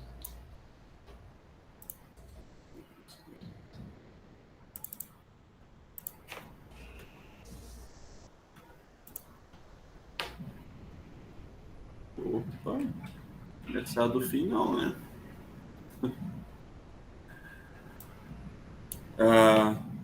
Já está visível para vocês, que eu estou vendo só a tela do slide. Já está visível. Sim, sim. Tá jóia. Vamos começar. Bom, gente, eu disparar um cronômetrozinho aqui também para eu me controlar. Boa tarde, eu sou Emerson, sou revisor de texto do Instituto Federal de Mato Grosso do Sul. Bom, apesar da formação em letras, né, sou graduação em letras, sou mestrado em letras, mas pelo tempo de atuação na administração pública, eu também acabei enveredando pela administração pública, até cursando, né, a graduação no bacharelado em administração pública. E esse trabalho aqui é um recorte do meu TCC, do curso de administração pública, né? Aproveitando aí, aliando as duas atividades, né, de revisão de texto e atuação dentro da administração pública, foi o que a gente trabalhou para fechar o curso aqui. Aí, só contextualizando, eu atuo na administração pública desde 2006, né? Eu sou formado em letras, como revisor de texto desde 2014, né, no Instituto Federal, e essa formação em administração pública que rendeu essa pesquisa aqui. O período de atuação na administração pública antes de ser revisor de texto, eu era assistente em administração, então eu trabalhava diretamente com textos, mas não revisando, né? Eu produzia muito, né? A parte de contratos, de editais e tudo mais. Então eu me via muito inserido nesse contexto que me obrigava, e até me permitia, né, usar dos recursos aí da profissão, né, da área da linguagem. Mas isso tudo me gerou assim uma necessidade de buscar um conhecimento específico na área, né? Aí veio a administração pública para dar um embasamento melhor e pesquisa a parte para poder melhorar esse tipo de atuação. E aí surgiu a oportunidade, né, num concurso do Instituto Federal para atuar como revisor de texto. Não é uma coisa para a qual eu me preparei de fato, né? Não fiz um curso de revisão de texto, eu fiz um concurso para ser revisor. E depois que eu me tornei revisor, que eu fui aprender a fazer isso. E vamos lá, qual que é a ideia aqui do trabalho? O foco é trabalhar os princípios da administração pública refletidos na redação oficial, né? Como é que, na visão dos agentes públicos, né, que o tempo todo produzem textos de diversos tipos, por diversas finalidades, como é que atender às normas previstas, né, nos manuais aí de redação podem impactar no atendimento aos princípios da administração pública, que são nada mais do que uma obrigação de todo agente público. Então, a Constituição Federal de 88 estabeleceu esses 5 princípios, né, da administração, que são a legalidade, impessoalidade, moralidade, publicidade e eficiência, que todo e qualquer servidor, né, agente público, precisa seguir. Considerando isso, o trabalho teve o foco em fazer aí uma comparação de que maneira que a redação oficial pode ajudar a atingir esses princípios, né? Já que o registro escrito, né, é essencial para que os atos administrativos sejam válidos, né, essa manifestação escrita tem que seguir os padrões para que se ofereçam condições, os resultados auferidos pelos atos emanados pela administração pública estejam em consonância com os esperados pelos agentes que o planejaram e praticaram. Então, toda vez que a gente redige um texto, né, em nome da administração pública, e aí vem o primeiro ponto, né, esse descolamento, né, entre a pessoa CPF e a pessoa servidora pública, né, representante da administração pública, que é tão difícil de se fazer, né? As pessoas esquecem que elas não estão escrevendo por elas, né, quando redigem um texto dentro da administração pública, e sim pelo cargo que elas ocupam. E ela tem um objetivo a ser alcançado com aquele texto, com aquele documento que ele redige, e essa redação precisa atender a alguns critérios, e a falta de conhecimento desses critérios pode trazer como consequência até mesmo a prática de algum ilícito, né, dentro da administração. Só para um histórico, né, lá em 1937 nós tivemos um manual de redação oficial brasileiro, nem tinha esse nome, né, simplesmente um conjunto pequeno ali de normas do que se devia ou não devia escrever, né, tem pouco registro desse manual, né, a gente foi ter de fato em 1991 um manual, né, um compilado muito extenso e detalhado a respeito. E esse manual foi atualizado em 2018, né, já trazendo aí o acordo ortográfico, né, e algumas novidades, né, enxugou, deu um direcionamento melhor para o que a gente tinha antes, porque já tinha um tempo aí considerável de de uso do manual antigo, que alguns problemas já foram solucionados na versão atual, aí, de 2018, que está em vigência. Só para conhecimento, né, esses princípios da administração pública, a legalidade diz que tudo que o agente público fizer tem que estar previsto em lei, ele só faz aquilo que a lei manda. A impessoalidade é que tudo aquilo que o agente, né, da administração pública praticar tem que ser considerada atividade da administração, sem vínculo à pessoa. Moralidade, que além de estar dentro da lei, aquilo que o administrador público, o agente público realiza, né, tem que respeitar princípios éticos de razoabilidade e justiça, né, já que a moralidade constitui um pressuposto de validade de todo ato da administração pública, né? Numa citação aí do ministro do STF, né, do Alexandre de Moraes, que parece não estar atendendo exatamente o que ele escreveu. O princípio da publicidade, né, que os atos da administração pública precisam ser públicos, né? Aí, quando isso deixou de ser uma opção, mas uma obrigação, essa apresentação, né, de tudo que a administração pública produz trouxe uma série de consequências, né? Os cidadãos podem acompanhar as ações da administração, e tudo aquilo que os agentes públicos escrevem, redigem, acaba sendo de conhecimento público, né? Então, aí uma necessidade de um monitoramento maior, né? E a eficiência, né, que aí diz respeito à economicidade, né, uma correta destinação dos recursos públicos, conseguindo maior quantidade de resultados com menor quantidade de recursos possível. E como é que fica esse jogo entre a redação oficial e os princípios da administração, né? Primeiro, o princípio da legalidade. Nós temos várias legislações que estabelecem que o documento precisa ser escrito, né? O registro escrito é obrigatório para que determinadas ações tenham valor, tenham validade, né? E aí vem uma necessidade assim grande do conhecimento das normas da redação oficial por parte dos agentes. Por isso, eu, além de revisor de texto, né, atuo também em curso preparatório para concurso, fico indignado quanto de concursos públicos que simplesmente ignoram a redação oficial nos seus editais, né? Como é que o servidor entra na administração e ele não precisa conhecer de redação oficial, né? Quando o próprio princípio da legalidade estabelece que ele vai ter que escrever, e escrevendo ele vai ter que atender às normas da redação oficial.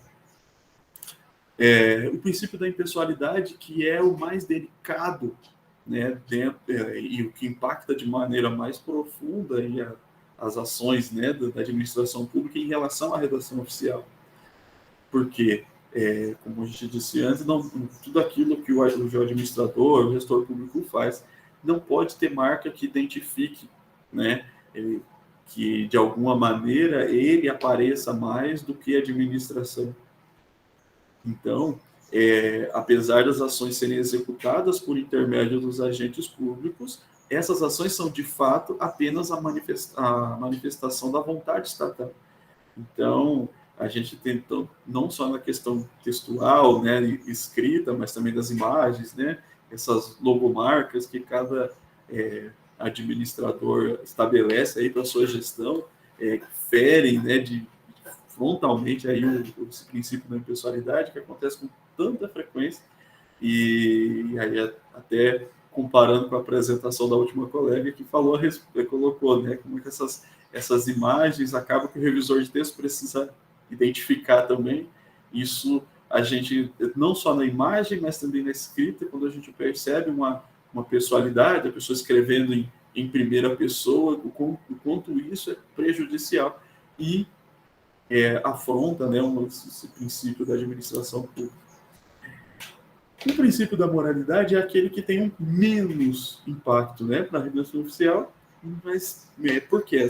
Quando ele é violado, quando esse princípio é violado, normalmente é de uma maneira velada, dificilmente alguém é imoral, né, de maneira escrita, né? Então, ninguém escreve a imoralidade que praticou, ou ninguém, ou pouca gente faz isso. Mas quando a redação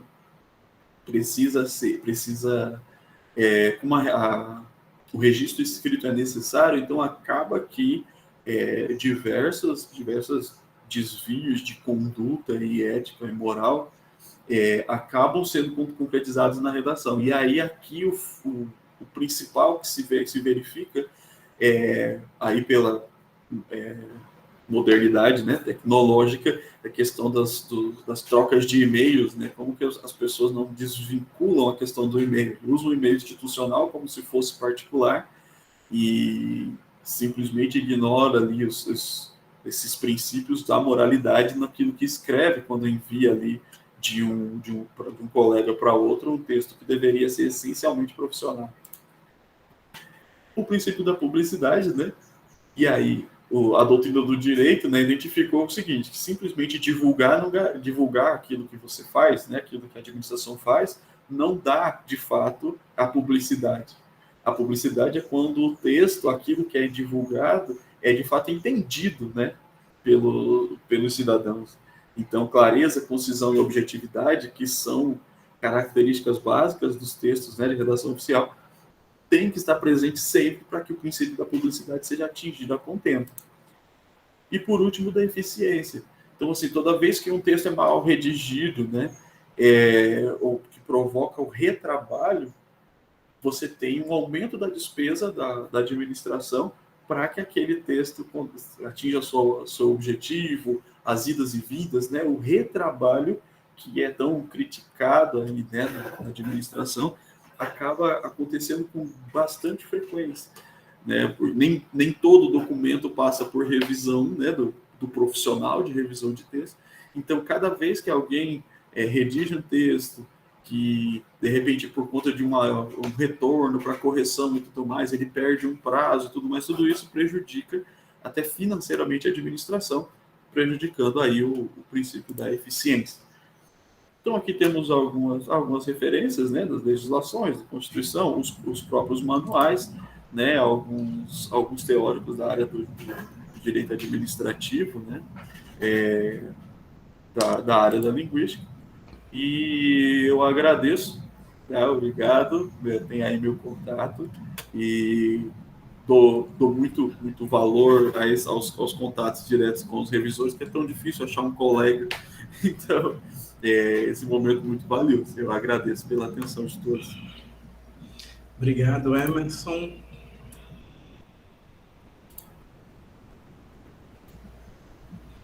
Então, pessoal, encerramos as apresentações, tá?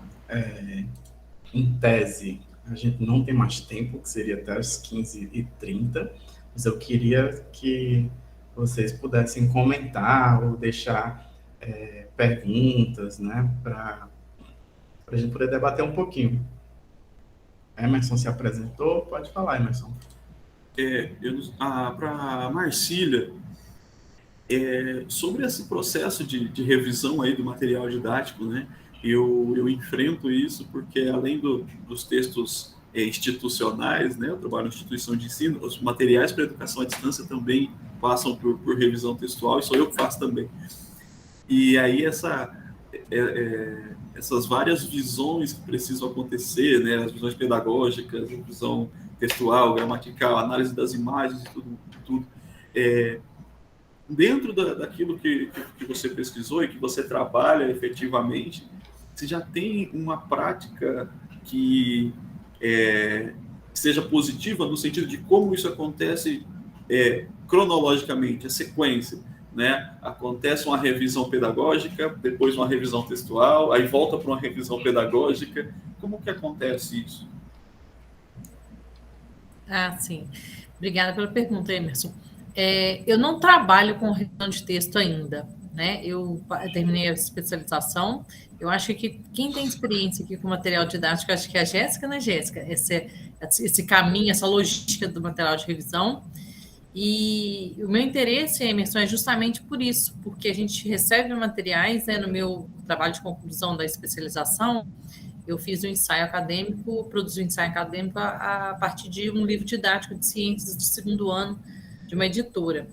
E aí, passando por um revisor, né, assim, eu identifiquei certas situações envolvendo o manual de professor, que aí eu busquei, né, um professor especialista na área de geografia e ciências, e que ao avistar a imagem, ele falou assim, não, essa imagem, se, né, o aluno recebe essa imagem, ele vai estar aprendendo de forma equivocada a projeção da sombra, né, o sol, ele vai, né, vai nascendo e vai mudando de posição no horizonte ao longo do dia, e as projeções das sombras, né, vão sendo diferentes ao longo do dia, e aí a imagem trazia a projeção da sombra quando o sol estava a pino, ao meio-dia, de maneira equivocada. Então, assim, esse trabalho, esse material didático, né, em questão do trabalho de conclusão, ele deveria ter passado por um especialista na área, né, do conhecimento do conteúdo, para depois, no meu entendimento, aí a Jéssica vai me dizer se está certo ou não, a última pessoa a estar com o material didático, né, do domínio didático, tem que ser o revisor de linguístico, né, o revisor de texto mesmo, propriamente dito. Antes precisa passar por uma curadoria do especialista, né, quais conteúdos são condizentes para qual idade e série, depois para o pedagógico, para saber a pertinência, né, daquele conteúdo, a forma com que está sendo trabalhada, não só o conteúdo, mas a forma. Por último, no meu entendimento, o revisor textual. Mas eu ainda não tenho assim, experiência, não trabalhei com nenhuma empresa, nem só produzindo assim, né, os meus materiais, né, enquanto professora. Mas eu acho que a Jéssica vai poder contribuir melhor com essa resposta. Eu vou falar brevemente, porque eu já trabalhei tanto alocada numa editora de materiais didáticos aqui de Belo Horizonte, que já é nacional, que é o Bernoulli, Sistema de Ensino. Hoje eu ainda faço serviço, né, como freelancer deles, de uma outra editora também. E aí, quando é um material inédito, a primeira coisa é contratar os professores autores para fazerem a escrita desse material a partir da encomenda, né, dessa demanda. Feito isso, passa assim por um analista da área para olhar o conteúdo, e aí não do ponto de vista linguístico, claro que se encontrar alguma inadequação já sinaliza, mas do ponto de vista pedagógico mesmo e do conteúdo. Feito isso, passa pela preparação de textos, que olha padronizações, olha aspectos linguísticos, discursivos, o público. Aí da preparação, aí eu estou falando muito o fluxo muito ideal e que, se o prazo permite, é feito, porque às vezes algumas etapas, infelizmente, são puladas. Passa para a primeira revisão linguística, isso tudo no Word, né, antes de um material ser diagramado. E muitas vezes esse Word ele já vem com a diagramação prevista do material didático. Então, assim, a capa já vem em formato de capa, as páginas, o tamanho da fonte, inserção de ilustração ou marcação de onde vai inserir a imagem. Então, a gente faz essa revisão, né, no texto, no Word, e aí vai esse Word revisado, o autor confere, dá o ok, aí esse Word vai ser layoutado. Aí tem uma segunda revisão no PDF, e aí geralmente não é o revisor que fez a revisão do Word que faz essa segunda revisão, geralmente é um outro profissional, até porque cada revisor, por mais que a gente tenha noção de língua, gramática e tudo mais, aspectos de padrão, mas às vezes a gente pode deixar passar alguma inadequação que um outro profissional vai conseguir, né, prever e corrigir. Depois disso, volta para a diagramação para fazer os ajustes, e aí muitas editoras prevêem o que a gente chama de checklist ou pré-print, ou seja, aquela última olhada para conferir paginação, sumário, margem, formatação, se a imagem está certa no lugar certo e tudo, para ir para a gráfica ou ser disponibilizado via meios digitais. Mas é esse fluxo mesmo. Então, geralmente, são 2, 3 revisões e muitas vezes não pelo mesmo profissional. Então, vai circulando assim por vários revisores, vários olhares daquele mesmo demanda. Obrigado, Jéssica. Nada. Obrigado, Marci. Seguindo a ordem aqui, Marcos Costa, por favor. Boa tarde, vocês estão me ouvindo bem? Sim, Marcos. Ok. Bom, meu nome, rapidamente me apresentando, meu nome é Marcos Costa, eu trabalho como revisor de textos no Instituto Capixaba de Pesquisa, Assistência Técnica e Extensão Rural. Eu estou falando de Vitória, no Espírito Santo, onde é a sede do Incaper, certo? Bom, Nós vimos também gostaria de parabenizar todos, né, que fizeram apresentações, trabalhos muito interessantes, muito enriquecedores, mas eu gostaria de focar no trabalho do Emerson, não exatamente no trabalho, mas no tema que o Emerson levantou, que é a questão da redação oficial.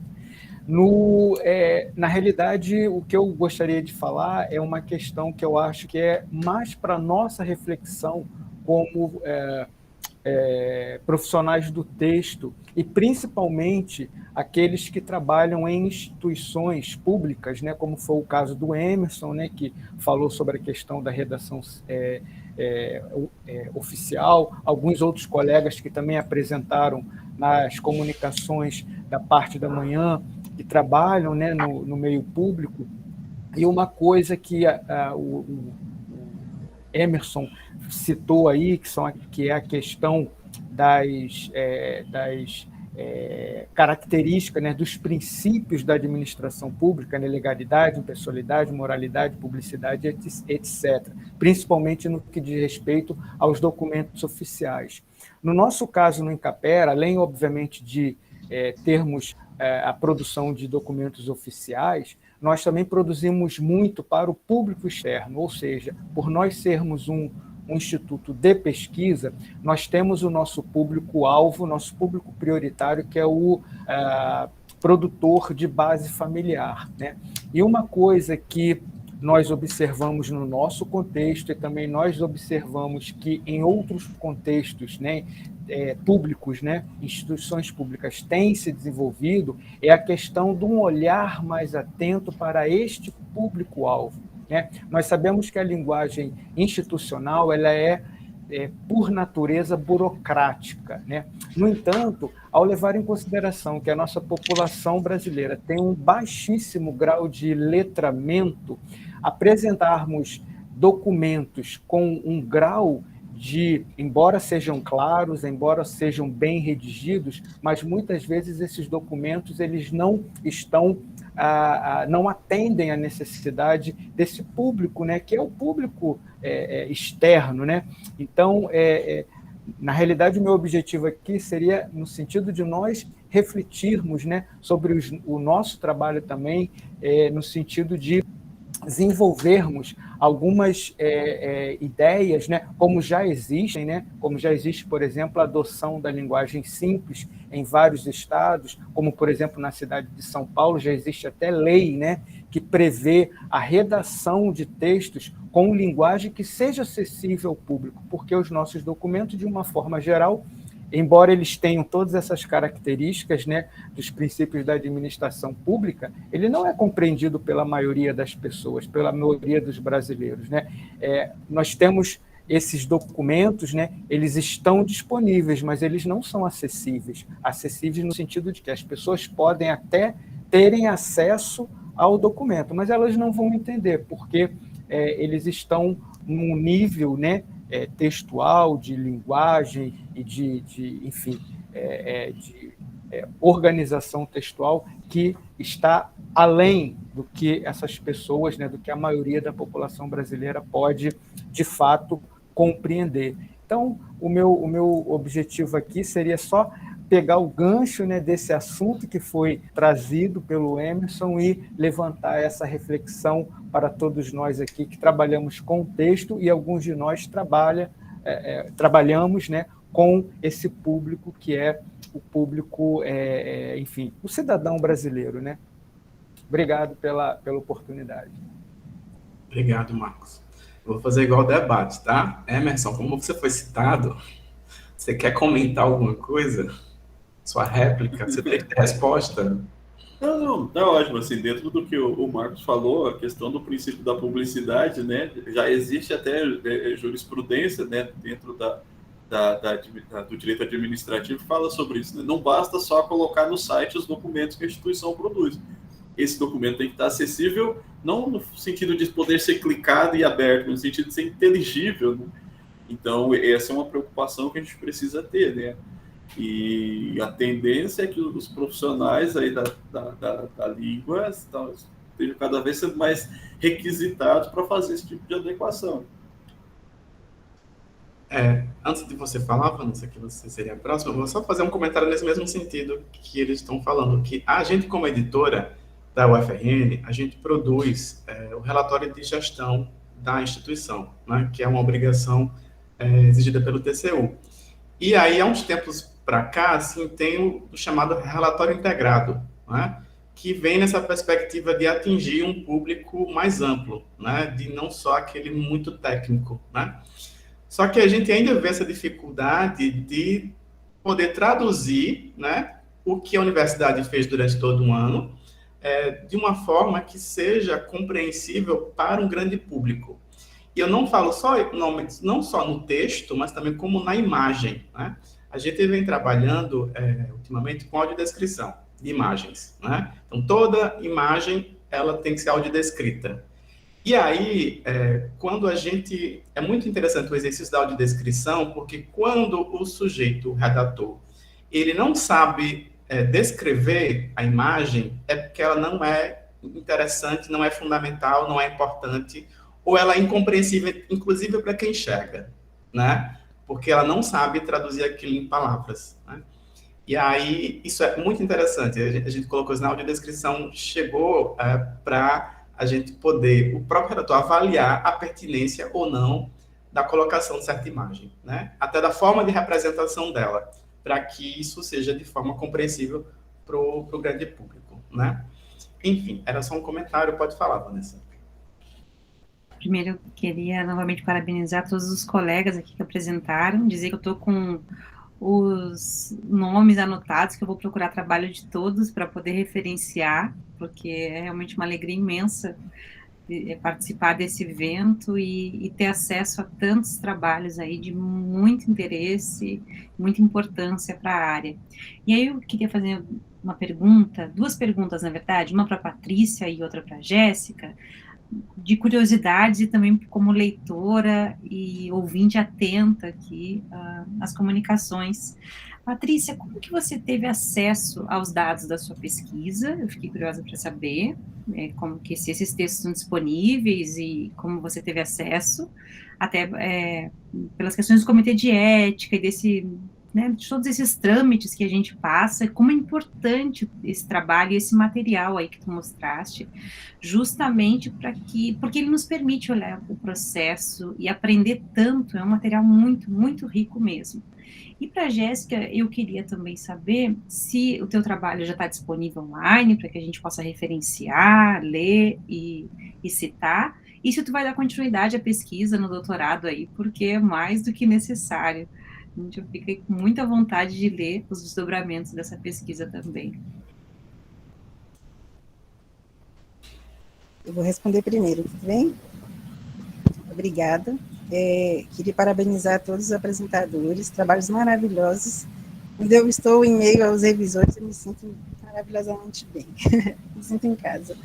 Olha só, em relação aos dados coletados para a dissertação de mestrado, ocorreu da seguinte maneira: nós tivemos a ideia, eu, na verdade, tive a ideia como pesquisadora de fazer esse trabalho, e como eu já havia trabalhado na editora da universidade, então eu conhecia pelo menos 5 revisores, e como também eram pessoas que trabalhavam com revisão de textos científicos, acadêmicos, eu solicitei a participação, na pesquisa. Os revisores concordaram, mas aí eu também tinha que pedir autorização para os autores, então pedi a eles o contato, e assim foi feito, Fiz esse apelo, aceitaram participar e tive que entrar, sim, no comitê de ética para fazer todo esse trabalho de fato, de ter essa legalidade, de ter um trabalho que passou por comitê, que recebeu autorização, e foi assim que eu obtive. Então, eu tive acesso a essas duas versões, uma versão em processo de revisão e uma versão já finalizada pós-revisão, que seria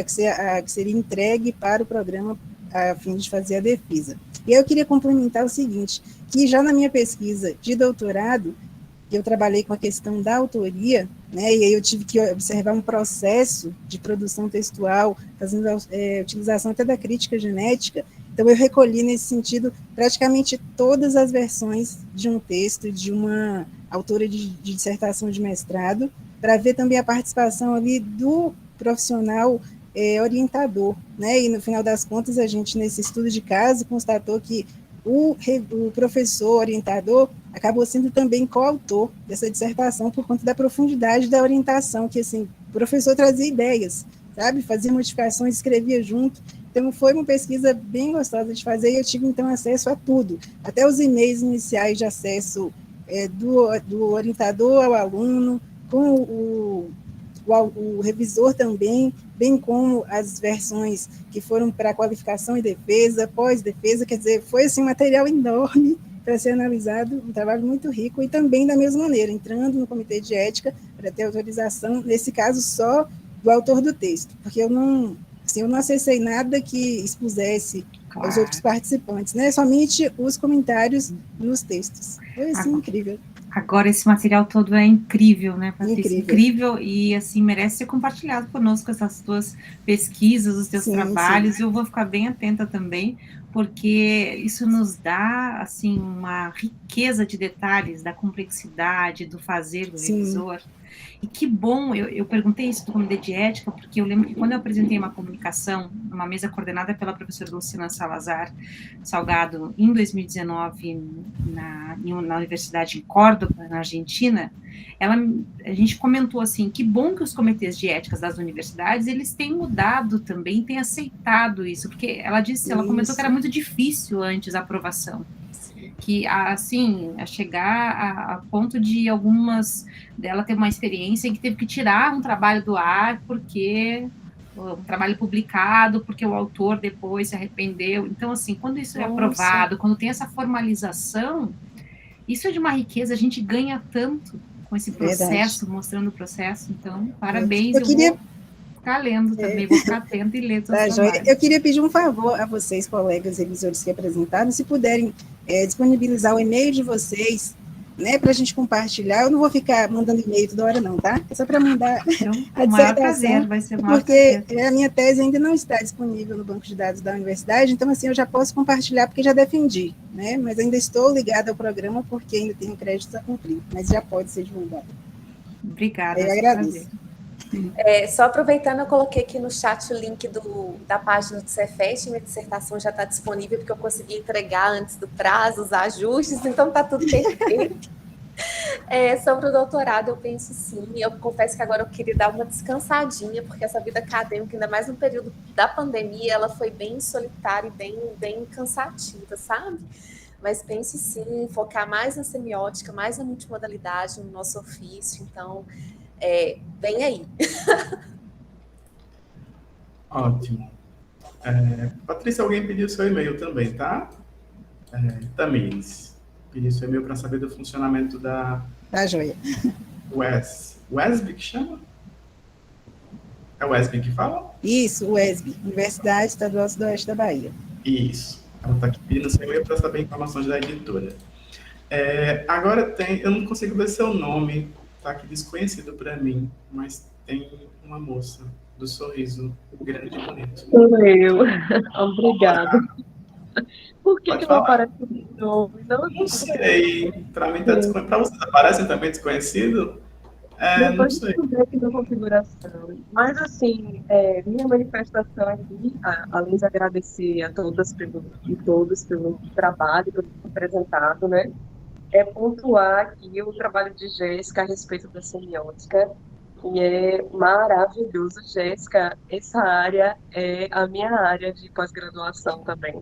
E, assim, quando você falou disso, eu lembrei das revistas, que a gente trabalhou em cima de revistas, né? E eu estou dando aula de redação para uma aluna e utilizei revista. E eu acho que, assim, o revisor de texto no trabalho do material didático e da semiótica vai muito além do texto. Então, a gente tem que prestar atenção bastante na questão de empatia, né, de empatizar bastante com o leitor, o que ele vai ver, né, se a gente está dizendo realmente aquilo que a gente se propôs a dizer, né, e essa questão da imagética, que isso é muito importante, porque você vai fazer uma leitura de imagem. Então, assim, o revisor ele vai trabalhar em cima da diagramação.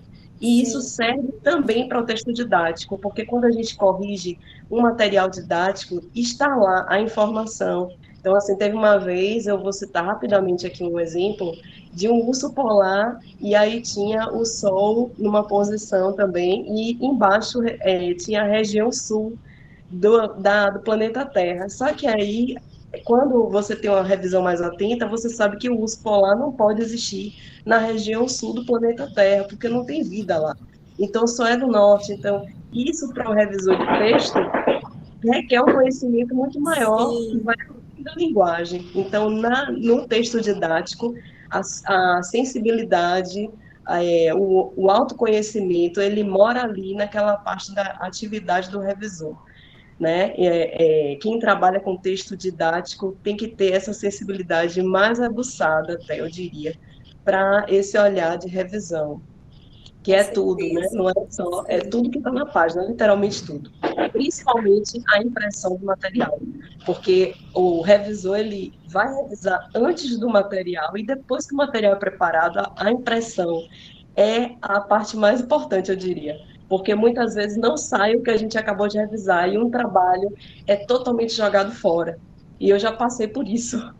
Eu digo porque eu tive uma experiência de 10 anos de revisão de texto de material didático, né? Trabalhei numa escola que fazia o material, ela simplesmente emitia os módulos, ela não adotava livros. Então é isso, gente. Eu gostei muito, né? As outras apresentações também, a redação oficial, que é uma luta que a gente tem, né, para poder unificar a linguagem de toda a instituição e representar essa linguagem.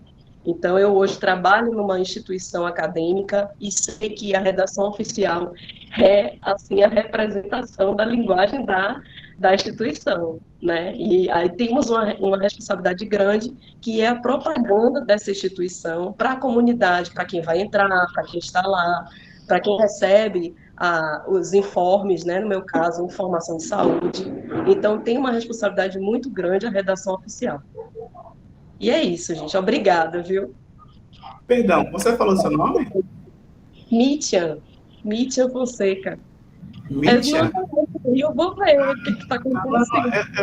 Você não tinha falado no começo, né? Ou eu perdi? Para você não ficar desconhecido da sala, tá? Mítia. Só para a gente saber que... Obrigada. Não tem mais ninguém inscrito, mas alguém quer falar mais alguma coisa? Quer assistir o jogo, é? Quem for de jogo, assiste jogo, ou vai ver uma série, ou vai dormir. Faz qualquer coisa, né? Porque, assim, não tá nada funcionando, eu acho, aqui nesse momento. Quero ver dormir com os fogos. É verdade, né? Mas se não tiver gol, não tem fogos. Tá? Então é isso, pessoal. A gente vai encerrar por aqui. Foi um prazer. Foi ótimo. Essa sessão com vocês, tá?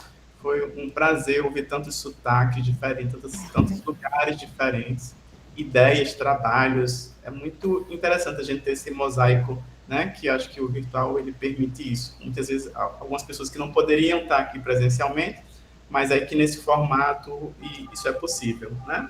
Mas aí eu espero vocês em outra oportunidade, né? De virem a Natal, conhecer a editora do UFRN. A gente vai ter o maior prazer em recebê-los. Tá bom? Obrigada, Elton. Obrigada a todos os colegas de profissão. Continuamos aí, né, na batalha, nas descobertas, nas revisões diárias. E é isso. Um abraço a todos. Obrigado. Abraço, obrigada. Um abraço, gente. Foi um prazer. Tchau, um abraço, pessoal. Prazer. Tchau, gente. Obrigada. Tchau, tchau. Tchau, tchau.